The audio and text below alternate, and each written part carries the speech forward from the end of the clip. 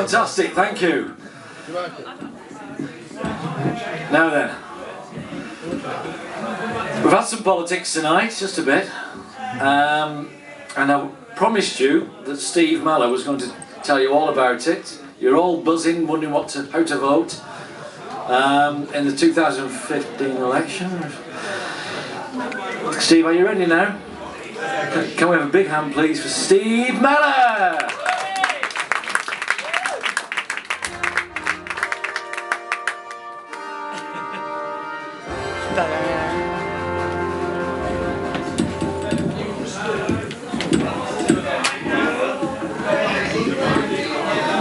This man knows how tall I am. Please rephrase that. I've put this together, this is call it Social Solutions. It's a trilogy of poems that I wrote.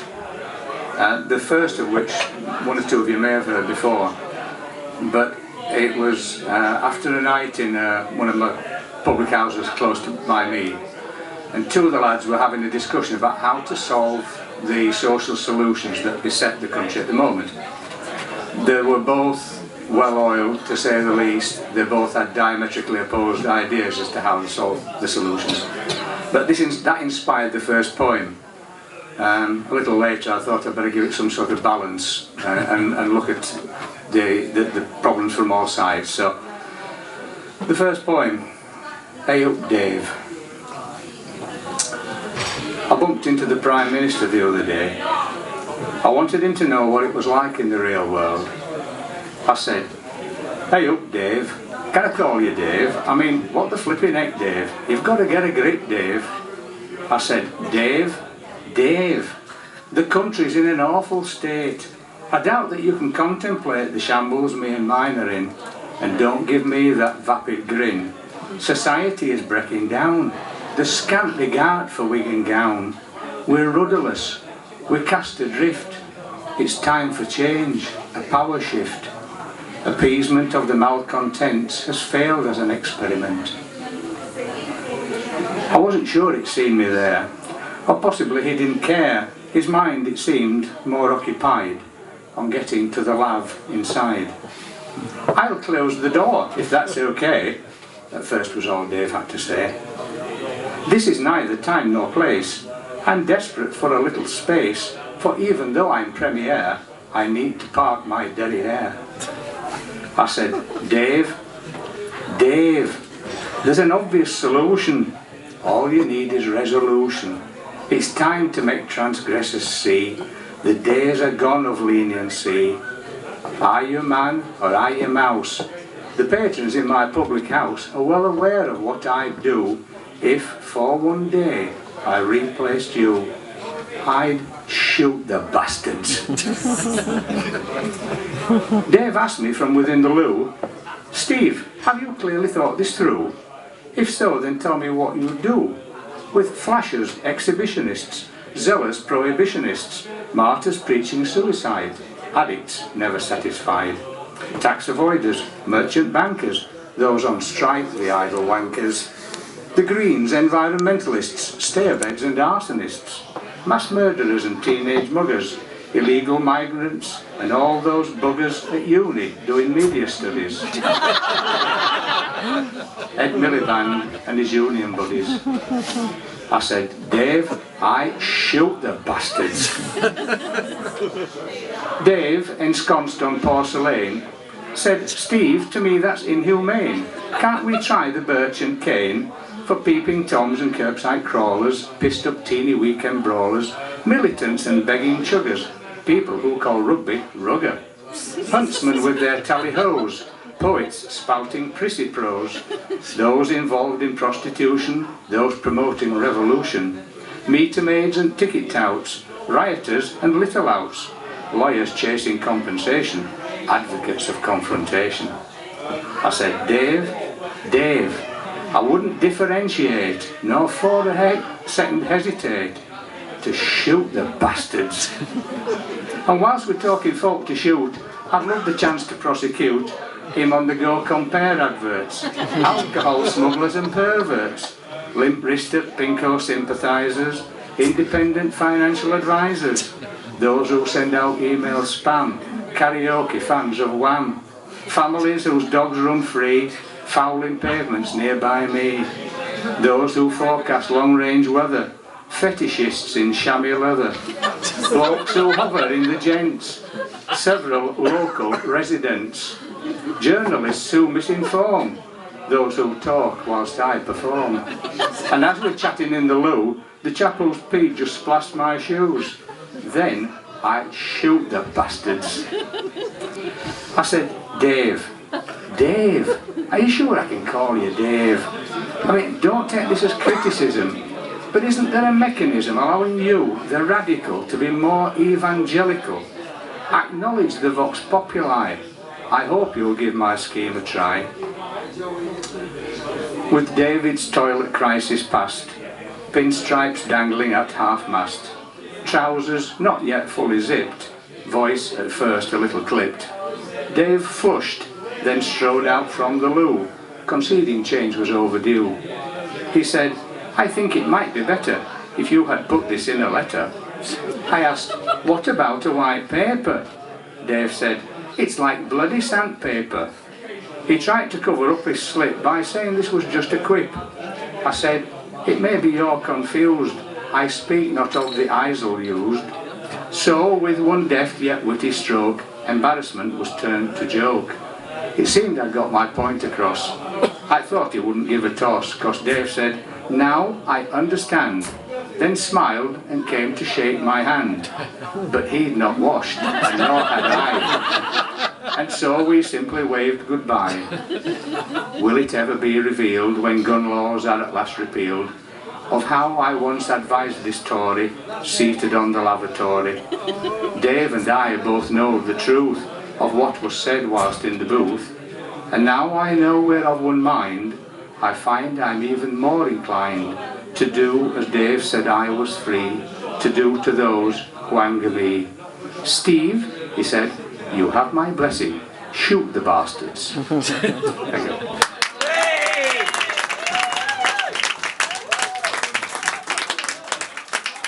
So, trying to be even-handed and hoping you're still sticking with me. The second part of the trilogy. By the way, I'm now up to 5 parts in my trilogy, but we're only doing 3 tonight. Part 2. Ed Moribund. Ed Moribund had heard, it seems, about my shoot the bastards scheme. My plan, which some may think extreme, to bring to life my long-held dream, condoned in talks with my chum Dave, to shoot all those who misbehave, and all the folk who disagree with views that were proposed by me. Steve, said Ed, I can't believe you wouldn't sometimes grant reprieve to those you say that you'd have shot. My comrades said you'd lost the plot. I told them you're a model man who'll set things straight if any can. I said to Ed, hey up Ed, you've got to get it through your head. If you don't find yourself a cause, you'll be the man the world ignores. In years gone by you've had my vote, your lot kept my hopes afloat.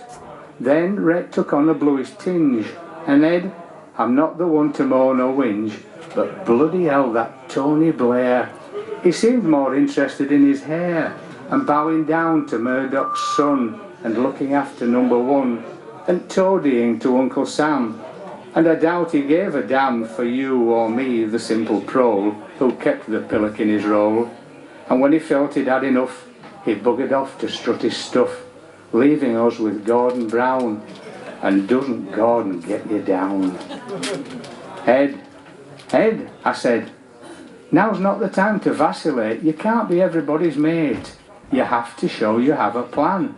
Admit you really are a fan of shooting those who disagree, and be like David C. and me.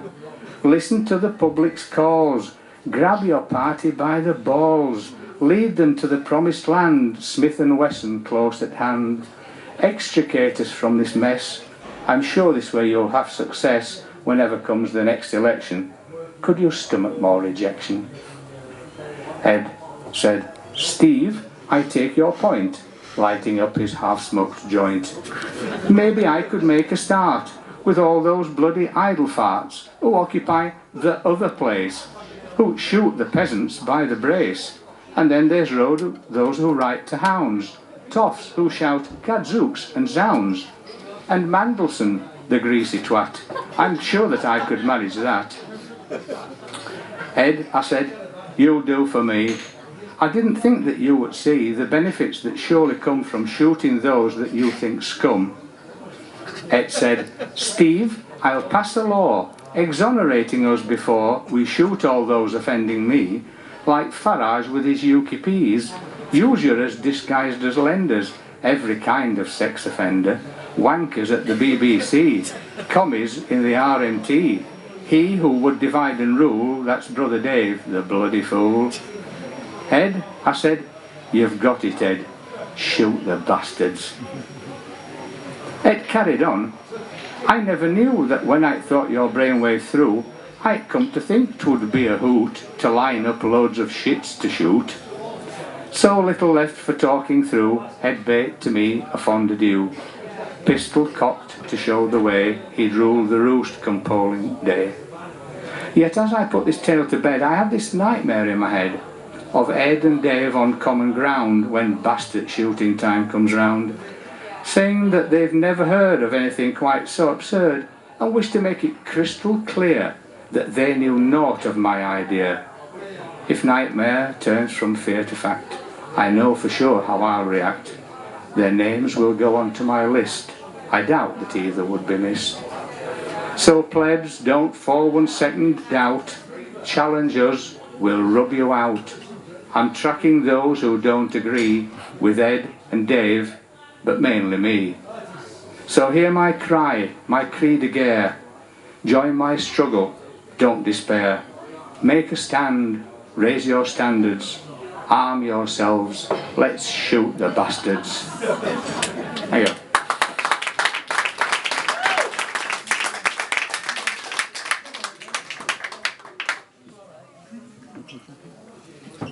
Finally, and with some apologies to, perhaps Isabel, since as you can see, but anybody else that's got a tune in there, and I can't, so. This third part of the trilogy, Little Nick. It's my party and I'll cry if I want to, cry if I want to, cry if I want to. You would cry too if this party was you. Leslie Gore had sung it true. Nick sensed his party's days were through and chose this time to cross the floor, his reputation to restore. Nicky's tears were liberal shed. What road should he take instead? He'd policies for man and dog, some of which he'd tried to flog to voters, but without success. Forgive me though, for I digress. Nick, having been so oft maligned, wasn't sure that he would find a party that would welcome he, and this is when Nick came to we. Can I be in your gang, your gang, your gang? Can I be in your gang, in your gang? The words that little Nicky sang, round and round my head they rang. Can I be in your gang, Steve? No, said I can't conceive of little Nick the firebrand. You're best described as uber bland. Show us you're prepared to fight, rage against the dying light. Drop the cliches, show some bite. Try appearing less contrite. Demonstrate your forceful streak, then we'll let you join our clique. After spitting out his dummy, Nick said, I'll be telling Mummy how you've treated me unfair. I told him, Nick, grow a pair. I said, Nick, it doesn't seem so long ago you said you sought the chance to show that you were not an also-ran and had a nailed-on surefire plan which you could easily activate to drag us from our parlous state. As yet there's little that I see impresses or convinces me that you could have a part to play on this or any other day. Then little Nick began to blub. But Ed and Dave are in your club. I hate being left out in the cold. I promise I'll do as I'm told. Mum says I'm too easy led, and if I am to get ahead, I'll have to play like big boys do, become a little more like you. So we, that's Ed and Dave and me, gave Nick the nod, and asked if he would like to come and see the fun derived from blasting off a gun. Nick's little face lit up with joy, but he knew not it was a ploy. In truth, not ploy, but devious plot, for this was how young Nick got shot. Nick had thought it all a game, a contest where he'd shoot to fame. But after he'd heard aim, then fire, he thought his prospects pretty dire. The firing squad, though it transpired, had drilled quite hard but never fired. So when they came to do the deed, they weren't too sure how to proceed. Nick survived, he wasn't killed, and now it's with revenge he's filled, shooting left and right from hip anyone who gives him lip, and those with whom he disagrees, like Ed and Dave, but mainly me. For now Nick's like a man possessed, shooting bastards with such zest. In time I'm sure that he'll feel free to grant a special amnesty for Ed and Dave and even me. But until then I feel we three should maybe find a hideaway to live to fight another day, the day that I'll renew my drive to shoot the bastards still alive.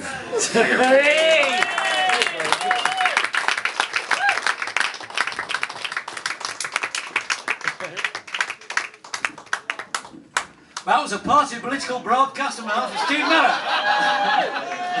Come on, yeah! Bloody hell, he's driving me home tonight. I hope nobody shoots those bastards.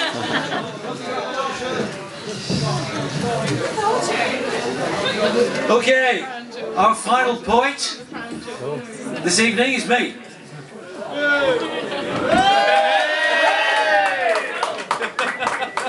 One serious, one a little less so. On the 5th of February, 10 years ago, there was a tragedy in Morecambe Bay, and a couple of days after it happened, I was living in Bolton at the time and I decided to go for this walk.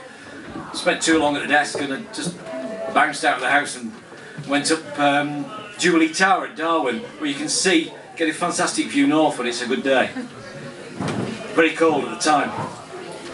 Wrote this afterwards to the bay. My rasping lungs claw at glacier melt cold, throat scouring winter air, drawn too fast by muscle taxing, manic bounding from armchair torpor, up the steady slope to the tower at last.